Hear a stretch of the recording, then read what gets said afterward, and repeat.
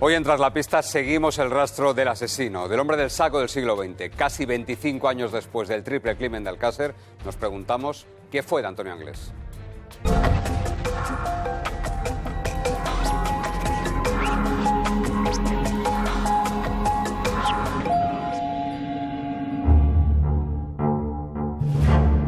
Son las dos únicas fotos que circulan a día de hoy de Antonio Anglés. A la izquierda con pelo y cejas teñidas de rubio, a la derecha de castaño brillante. Del verano del 92 a enero del 93. Son el antes y el después de un triple crimen, el de Toñi, Miriam y Desiré. 2 días después de que hallasen sus cuerpos, Anglés pasó por la peluquería con una identidad falsa, sin que nadie reconociese ni siquiera sus tatuajes. Con la policía y la Guardia Civil volcados en dar con él, viajó de Valencia a Cuenca y terminó en Lisboa. Allí se habría embarcado como polizón en un mercante rumbo a Irlanda, de donde habría saltado al mar tras ser reconocido. Si llegó a la costa o no implica todavía hoy 2 líneas de investigación. Que la influencia, la presión de los medios, de los políticos, pues impidió que pudiéramos realmente alcanzarlo, porque estuvo a nuestro alcance.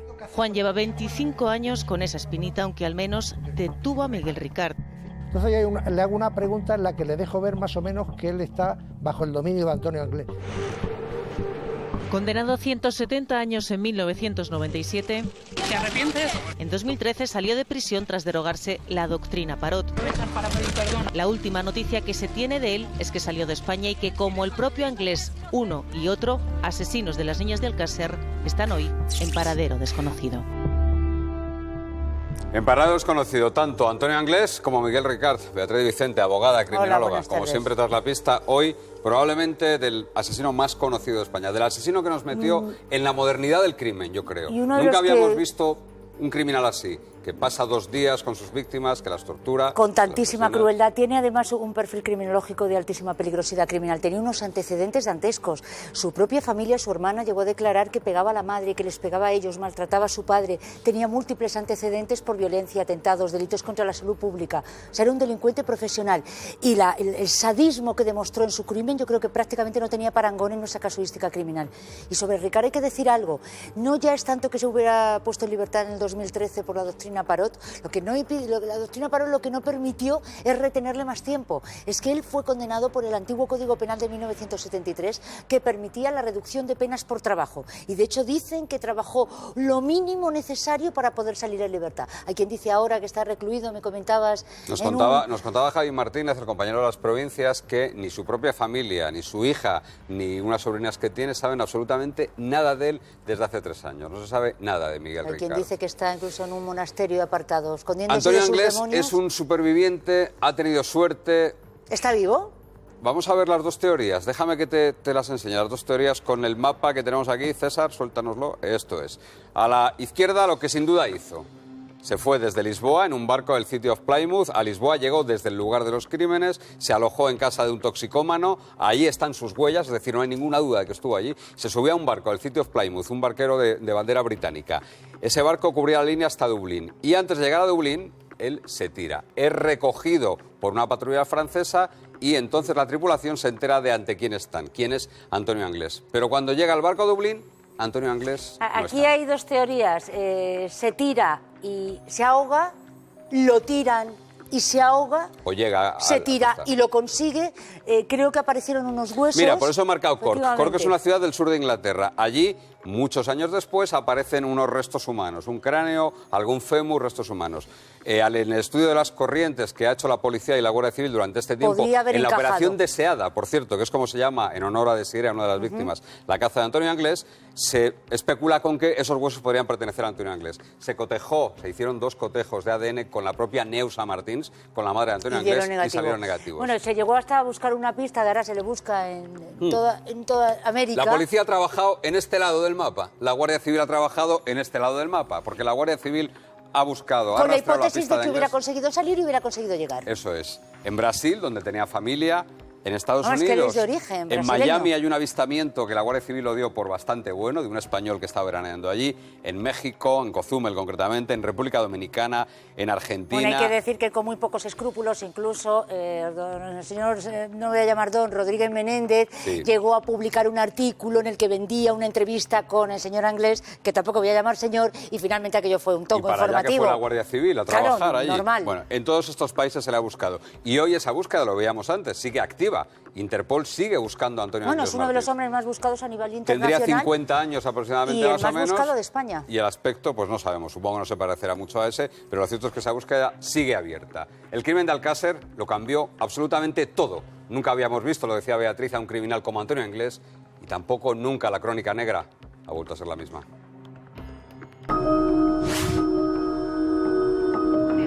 La vida en Alcácer cambió para siempre el 13 de noviembre de 1992. Se levantaron muros invisibles, se blindó a los más jóvenes. Todavía hoy les cuesta mentar a Anglés. El nombrarlo ha sido siempre un tabú. Eva, ahora alcaldesa, entonces tenía 21 años. Por desgracia, situó a Alcácer en el mapa. Esa presión extra derivó en fobias y casos de pánico. Todo un pueblo conmocionado pasó por su diván. En estos momentos la población de Alcácer, si los medios de comunicación no dicen nada, no se acuerdan ni de que es el aniversario. Y así, cuando se cumplen 25 años, recorremos estas calles marcadas por el silencio de las familias de Toñi, Miriam y Desiré. Ninguna ha querido hablar, tampoco las de los asesinos. Si estuviese vivo, hubiese dejado rastro en otros sitios. Pero esa hipótesis abierta aún impide cerrar del todo la herida. Déjame, Beatriz, recoger ese argumento que decía el psicólogo. Si Antonio Anglés siguiese vivo, ¿habría dejado algún rastro? Estamos hablando de hace muchos años, es decir, Yo creo entonces que no se tenían los medios que se tenían Alguien ahora. especialmente hábil, yo creo que tiene la tríada oscura que se dice en psicología. ¿Qué es? Es un bajísima empatía o alto psicoticismo, un alto nivel de psicopatía, manipulación y narcisismo. Lo vimos O sea, hay una con capacidad- ese heroinómano de Lisboa al que convence para meterse en su casa, vimos esa capacidad de manipulación. Con esta tríada oscura y su capacidad maquiavélica de mimetizarse, de mentir, pensemos que fue capaz de eludir un cerco policial. Sí, sí, y de O sea, que el meterse en una señor peluquería Ricardo- a y teñirse fue a el una pelo. peluquería en Valencia a teñirse el pelo. Se subió a un O sea, camión en Minglanilla, con en una Cuenca. ausencia total de nervios, es capaz de escapar de una España que estaba blindada para cogerle. Entonces, vamos, podría perfectamente. No solo se ha juzgado a Miguel Ricard en torno a los hechos Sí, de esto es Alcácer. importante decirlo. Hay varias colas judiciales. Ahí decís que cambió la historia de muchas cosas. Dicen que se inició el periodismo amarillista, por un lado, con cómo se retransmitió todo esto. Luego ha habido varios juicios en los que han terminado siendo condenados un periodista, Ignacio Blanco, por calumnias, el propio padre de una de las víctimas por injurias. Fernando García. Incluso Rosa Flot, la madre de una de las víctimas, consiguió que se secuestrara, que por cierto a mí me regalaron un libro ¿A qué pasó en Alcácer?, en el que se Un libro que publicaba... abonaba las teorías conspiranoicas. Bueno, absoluto, de la posibilidad de un snap, de que hubiera habido muchas personas, de la grabación de un vídeo que se había comercializado, y lo que era absolutamente obsceno es que la mitad de ese libro, no ya que reproduzca el sumario judicial, es que la mitad de ese libro está llena con las fotografías en color de la Tremendo. autopsia de las niñas. Déjame, y se secuestró por parte del Tribunal Supremo. Déjame preguntarte, porque hay quien dice que, bueno, que han pasado ya 25 años y que Antonio Anglés podría aparecer en una comandancia de la Guardia Civil y decir, buenas, soy Antonio Anglés. Ojalá ¿Ha apareciera. prescrito el crimen? No ha prescrito el Mira, crimen. el día 14 de diciembre del 2009 es un día muy importante en este caso. ¿Por qué? Porque ese día una juez cesa las intervenciones telefónicas. Ojo, el teléfono intervenido de varios hermanos de Antonio Anglés estaba todavía intervenido en el año 2009. Y ese día hay un auto por el que se cesan las intervenciones. ¿Qué quiere decir eso? Pues que se interrumpe el plazo de prescripción, es decir, los delitos prescriben en la misma medida que desde que se cometen va pasando el tiempo sin que ocurra nada procesalmente. En la misma medida que van aconteciendo hitos procesales, cualquier intervención, cualquier registro, cualquier actuación procesal interrumpe ese plazo y empieza a contarse de cero. De manera que este 14 de diciembre del 2009 puso de nuevo el cronómetro a cero de la prescripción del señor Anglés, con lo cual tenemos que volver a contar 20 años O sea, nos más. queda todavía hasta el 2029, hasta esta fecha. Efectivamente. Ojo, si voy en el 15 de diciembre y no pasa nada antes, el 15 de diciembre del 2029... sí que Podría aparecer volver. en esa comisaría, Podría aparecer entonces. en esa comisaría. Bueno, esperemos que antes pase algo. Antes veíamos a Alcácer 25 años después, cómo aprendió a vivir con sus fantasmas. Y lo decíamos, el crimen, la historia del crimen y la historia del periodismo de sucesos nunca volvió a ser igual.